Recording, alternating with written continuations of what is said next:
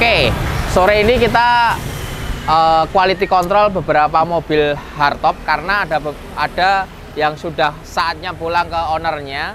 Ada dua mau pulang ke Kendari, ini ke Jakarta, ini ke Semarang. Itu kemana, Ul? Ini Jakarta. Ini Jakarta, yang sana ke Bantul. Hampir semuanya setupnya problemnya adalah relatif sama. Satu, karburatornya bermasalah. After restoration itu hampir semuanya habis direstorasi. Itu mesinnya oke, tapi karburatornya blebek-blebek lah. Starter susah lah.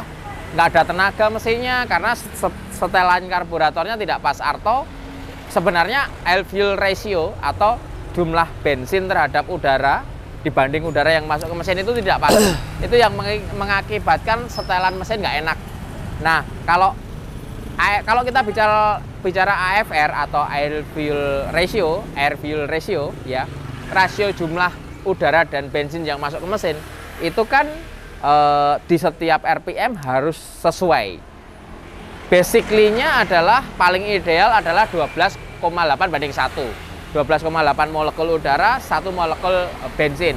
Nah, terjadinya di saat karburator itu udah aus. Jadi di setiap RPM belum tentu bensinnya itu sesuai atau jumlahnya per RPM itu sesuai. Kalau lebih itu pasti boros, rich, atau bisa dibilang bahasa mesinnya itu teknisnya itu rich, itu pasti tenaganya drop.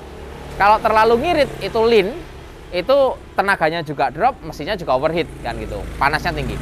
Nah, kenapa kok VTEC diciptakan? Karena jumlah bensin yang keluar itu bisa di setup, setting secara digital, jadi akurat gitu loh, seperti full injection, cuman ini single throttle atau tidak multi point injection, tapi sangat signifikan untuk membantu mengatur jumlah jumlah bensin yang masuk ke dalam mesin setiap RPM. Setelah itu VTEC juga available untuk mengatur timingnya ignition. Jadi timingnya bisa maju bisa mundur. Kita atur. Karena hubungannya apa timing? Timing itu semakin kita majuin selama tidak melewati batas overclocknya ya, itu semakin bertenaga. Tetapi kalau kualitas bahan bakarnya jelek, dia knocking. Nah, dia bisa kita atur per RPM juga. Jadi tenaganya bisa maksimum karena apa? Karena jumlah bensin dan timingnya bisa kita atur. Ada akselerator pump juga. Jadi saat kita ngegas mendadak itu ada akselerator pump atau bensin yang dikucur mendadak gitu supaya tidak cegukan lah. Gitu, karena udaranya langsung banyak kan. Bensinnya juga harus langsung menyesuaikan. Itu bisa di setup juga. Nah, banyak hal yang bisa di setup di VTEC ini akhirnya membuat mesin itu performanya optimal. Cuma ada cumanya. Di saat kita mau setup VTEC itu pastiin kondisinya engine-nya sehat. Sehat itu ya kompresinya bagus, klep-nya tidak bocor, terus kondisi ring pistonnya sehat. Itu di saat semua sehat, cooling sistemnya harus sehat. Kalau cooling sistemnya sehat, kita bisa atur timing maksimal. Kalau kondisi mesinnya sehat, kita bisa menuju ke AFR maksimal, air fuel ratio tadi yang maksimal. Terus lagi, tangki bahan bakar harus bagus, karena kalau enggak karatnya masuk semua ke VTEC, walaupun kita kasih filter. Biasanya kita kasih filter supaya masuknya ke filter. Tandanya kalau filternya kotor, pompanya bunyi. Nah, itu tandanya filternya kotor.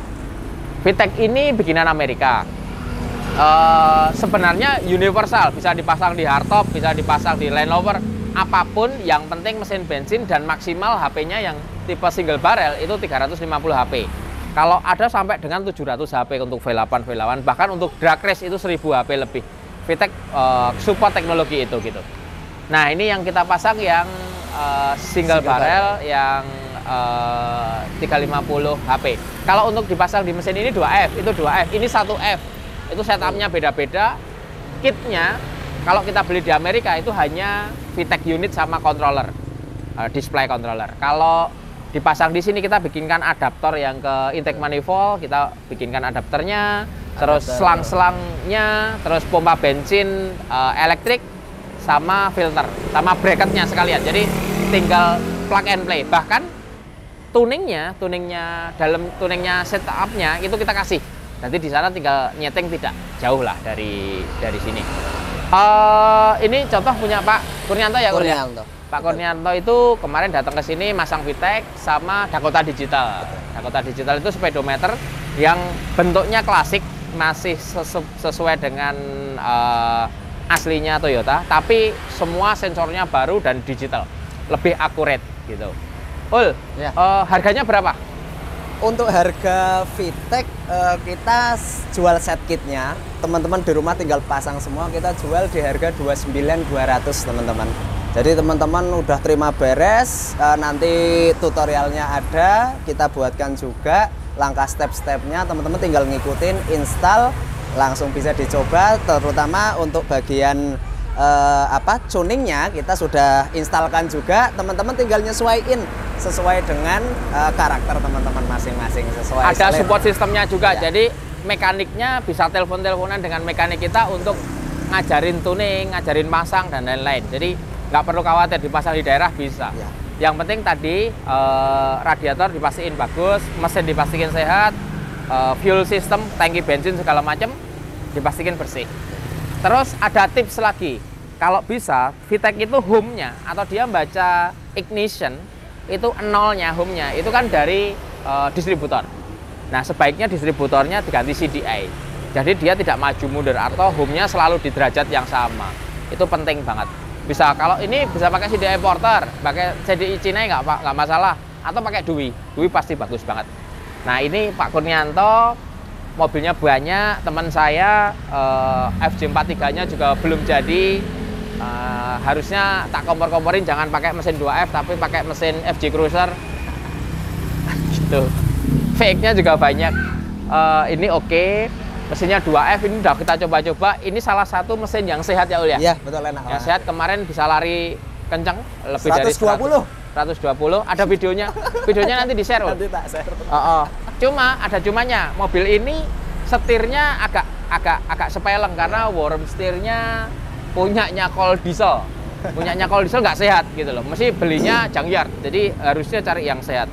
Terus remnya dia masih disc brake bawaannya bagus sih, masih oke, cuma sebaiknya di-upgrade karena kemarin kenceng kita nggak berani ngerem mendadak. Kita lihat ke sini. Ini radiatornya masih standar. Saranin Pak Kurnianto ganti koyorat. Kalau diganti koyorat pasti kita tuningnya bisa lebih maksimal. Oh ya, satu lagi. Sini kita lihat. Nanti detailnya ya. Ini punyanya Pak Heru. Ini punyanya Pak Heru dari Jakarta.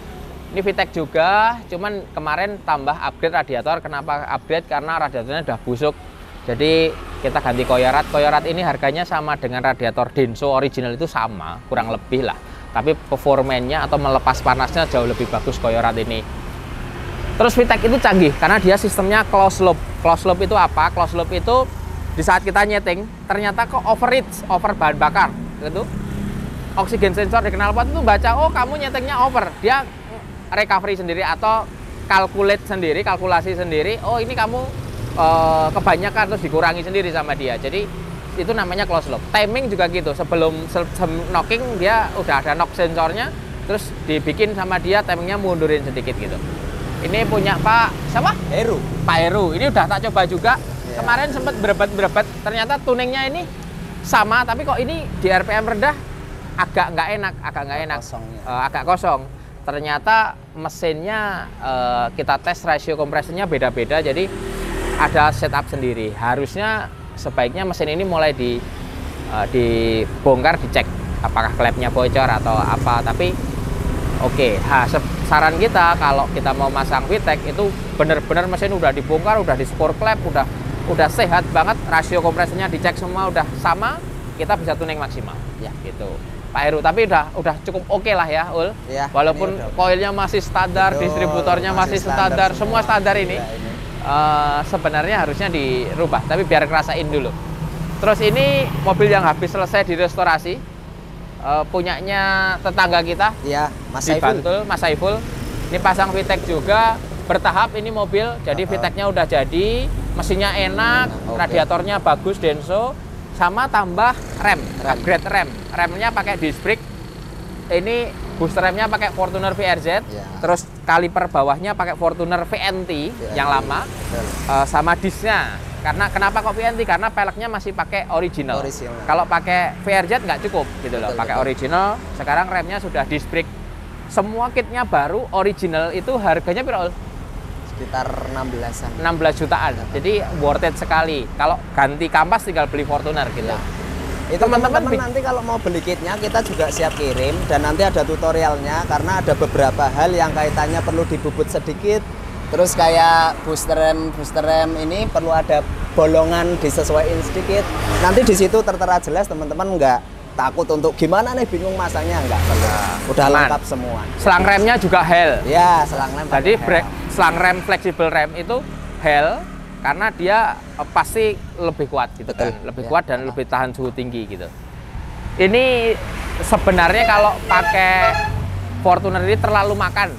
Jadi ngeremnya harus pelan-pelan. Kalau diinjak kayak pakai rem itu terlalu Iya, pakem gitu. betul. Jadi harus agak dan kayak mobil baru aja lah ngeremnya agak lembut gitu. Yuk kita lihat lagi ini sudah itu sudah. Oh ini ada yang lucu.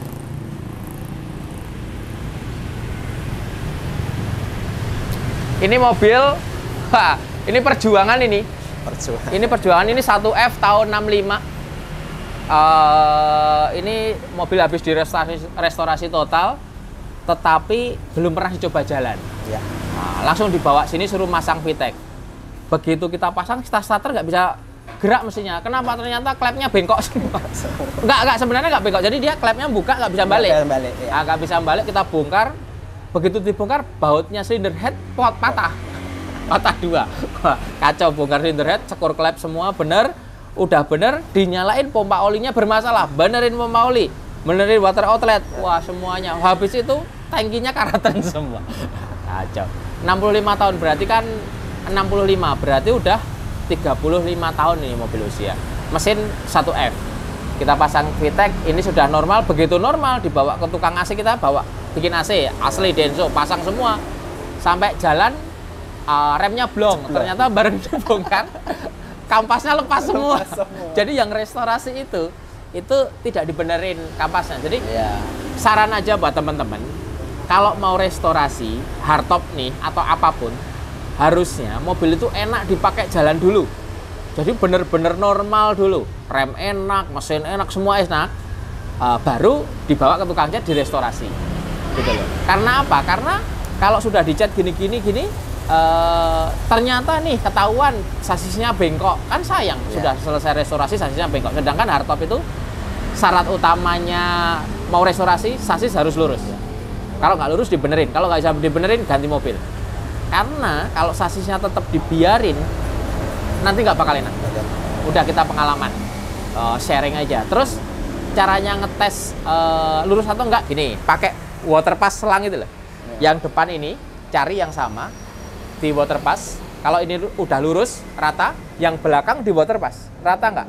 Kalau rata sama rata oke. Tapi kalau enggak berarti sasisnya twist. Rata-rata hardtop itu sasisnya twist. Ada yang bisa dibenerin, ada yang enggak. Nah, tergantung kasus twistnya di mana posisinya. Ini udah oke, tinggal dites. Kalau ngetes ini banyak doa karena remnya masih original. Remnya masih original gitu-gitu kan. Jadi benar-benar hati-hati karena ini mobil langka juga, mobil mahal banget juga. Jadi kita hati-hati banget. Harus hati-hati kalau nggunain mobil ini. Terus remnya juga semuanya dibikin original. Kalau saran saya sih rem depan harus di-upgrade, booster rem di-upgrade karena nggak support lagi gitu loh dengan sekarang kondisinya atau menurut saya tidak safety. Ayo Julil, lanjut lagi, satu lagi. Switch.